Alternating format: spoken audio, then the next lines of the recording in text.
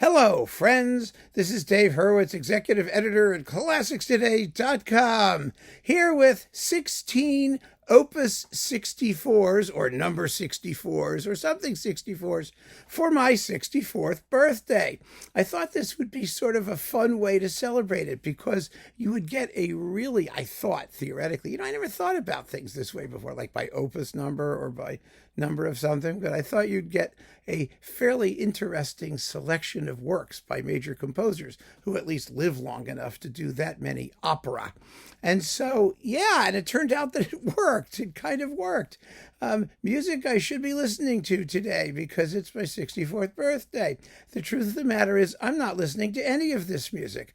I've got better things to do. I'm going to go out and water my trees and bake some bread, and then maybe watch some crappy television game shows and have dinner with Sean, and we're going to have a lovely day, none of which involves any of these Opus 64s.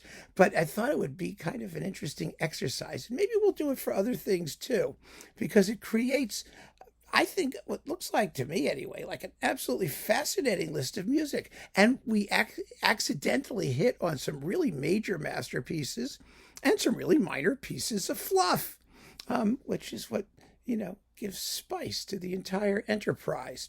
So let's go through these 16 Opus 64s. You ready? Bach. Sehet, welch eine Liebe hat uns der Vater erzeiget. BWV 64. Because, Opus 64s includes BWVs and Deutsches and Kirchels and all those different people. So, yeah, it's a cantata. It's a cantata that roughly translates as, "See, such a love has our Father bestowed." It's not bad, actually. Turns out, at least at this particular time, it's a Christmas cantata. So that means it's relatively happy. It's not all about sin and death and suffering and misery like most of Bach's cantatas. So, it's a happy way to start your 64th birthday, should you feel so inclined. Oh, I do not feel so inclined. I am so not inclined to listen to Sehet, welch eine Liebe hat uns der Vater erzeiget. I mean, it's all I could do to pronounce it. Never mind listen to it.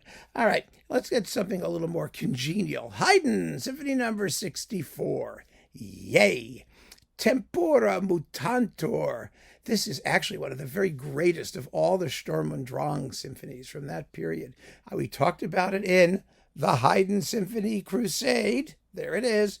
So go listen to that for my 64th birthday. That would be lovely, because it's really a fascinating, fascinating work, an amazing piece. Also, in the Haydn department, his string quartets, Opus 64. There are 6 of them, including the Lark. It's one of the absolute masterpieces of the classical quartet literature. A stunning, gorgeous selection, and they're all great. And that's, well, I could do those.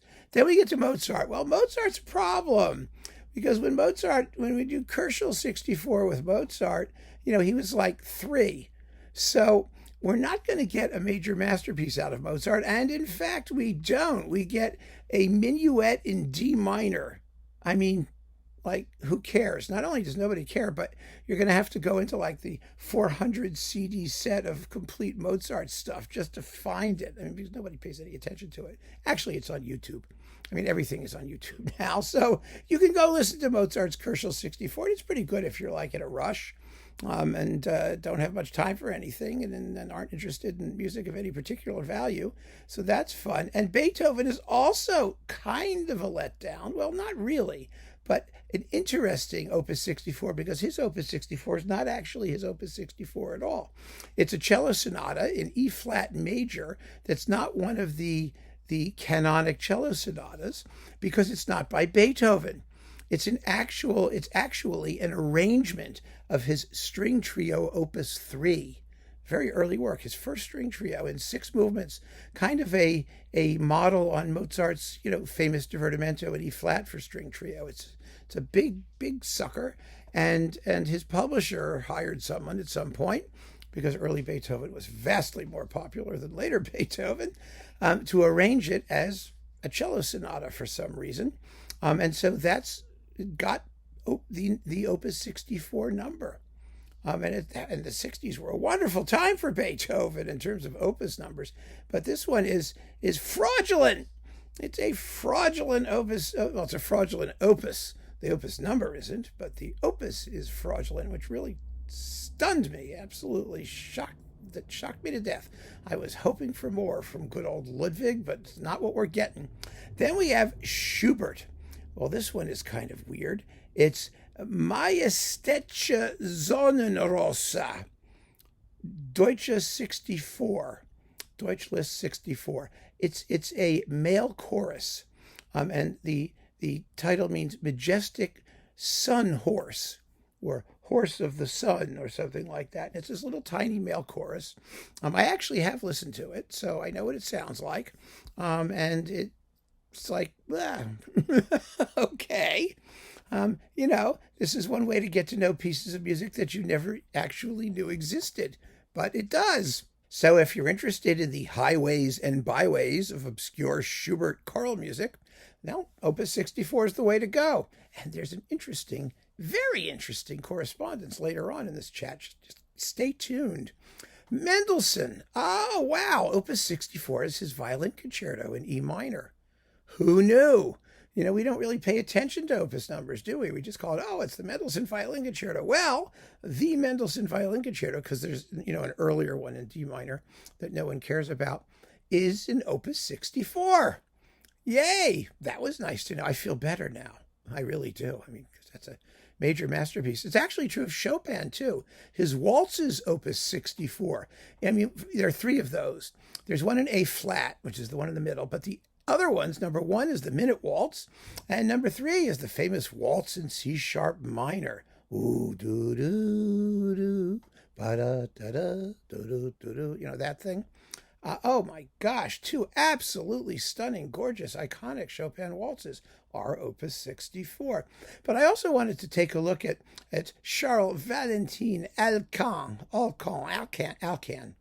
whatever you call him, Alkan, because I like him, and he's interesting, and he's got some amazing stuff in the 60s. But Opus 64 for Alkan tends to be a little strange because the etudes in all the minor keys are in the 60s somewhere.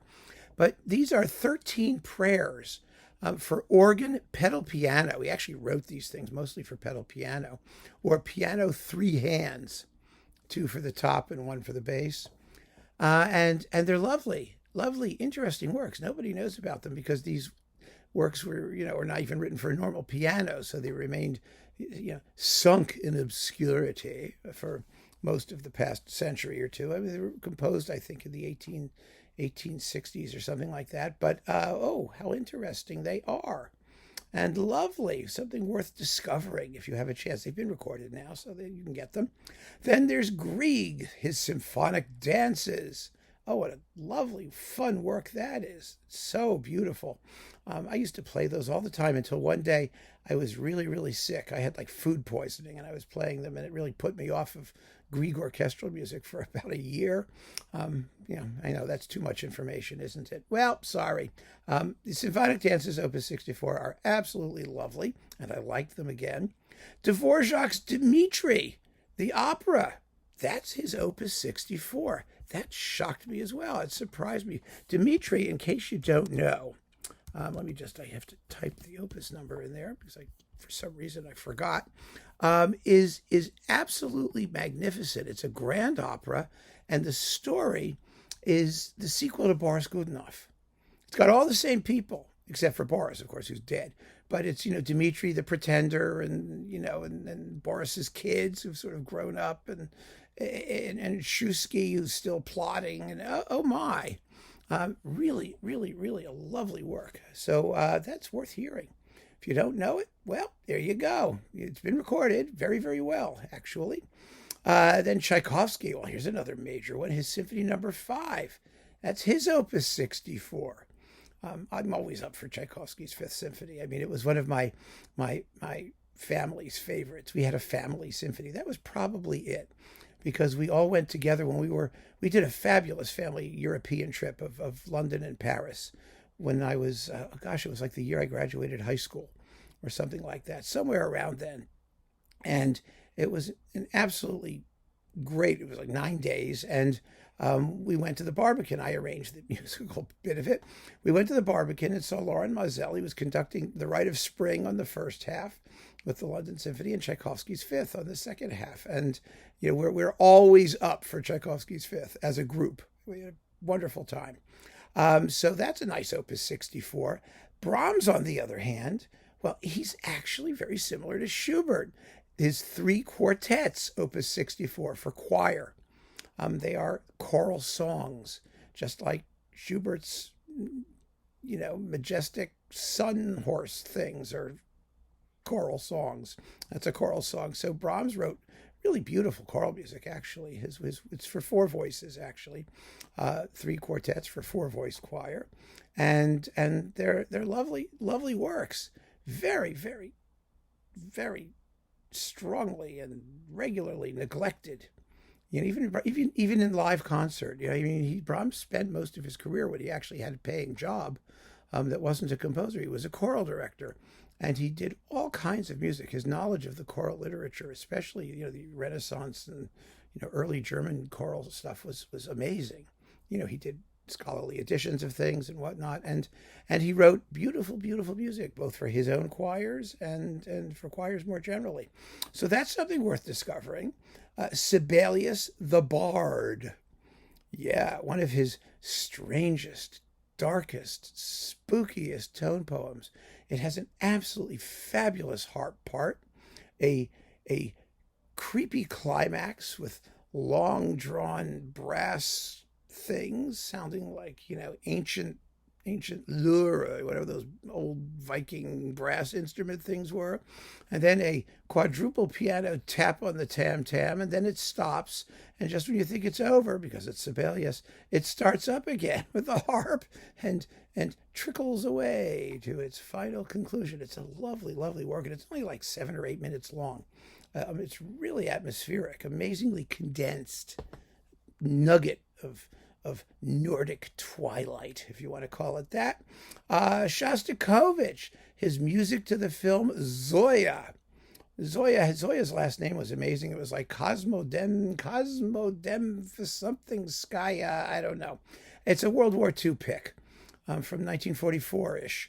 And it's about this girl who decides to go fight the Nazis, and she's being tortured, and she gets caught, and she speaks German, and she's very tortured, and she's very good at killing things, and it was very inspirational, apparently. So there's a suite, Opus 64A, which you can enjoy if you enjoy such things. That's not something I was looking forward to doing on my birthday. I don't know about any of you. However, my last Opus 64, this is major. Prokofiev's Romeo and Juliet, the whole ballet, that's Opus 64. Fantastic. I mean, that I could listen to just about any time. I mean, it's just gorgeous. Repetitious as hell, but it's gorgeous. And I just love it. And so that's another fantastic work I will not be listening to on my 64th birthday. So there it is, my friends. Really, really, I think a wonderfully varied and fascinating list, actually, of both familiar and unfamiliar. It's like throwing things into a hat and picking them out, you know, and seeing what we get. And we get some amazing stuff and some interesting stuff and even a fraudulent stuff. I mean, it's just Opus 64. And this is only 16 of them. Of course, there are millions of others. So when it's your birthday, you may want to go and look up an Opus number. Just look it up and see what you get, you know? I mean, you could do a Google search. Wikipedia usually lists a bunch of things. There's all kinds of ways to find these items. I went by composer. I go by composer because I just know which composers I'm interested in and which ones make me curious and the ones I wanted to see where they were. Because you got to figure out who wrote enough music, first of all, to get to Opus 64. And then you have to remember that when you're dealing with people like Mozart, unless we live to be 600 and something or 500 and something, we're not going to get to any of the good stuff. It's all going to be early, fluffy things. But in some cases where you have other people who are not strictly going chronologically by opus or publishers' opus numbers, you can find that, for example, the Haydn symphonies are like Hoboken 1 through 104 or whatever. So the symphonies show up in order first in the catalog. So it's not about chronology; it's about type of work. So we learn things, don't we? We learn not just what composers wrote Opus 64s, but how their music is cataloged and categorized, and whether chronologically or in other ways. And you'll discover some things that you probably never knew existed.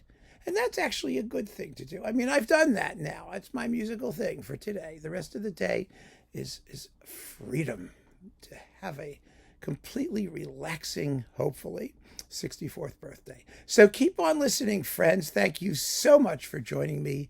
Take care.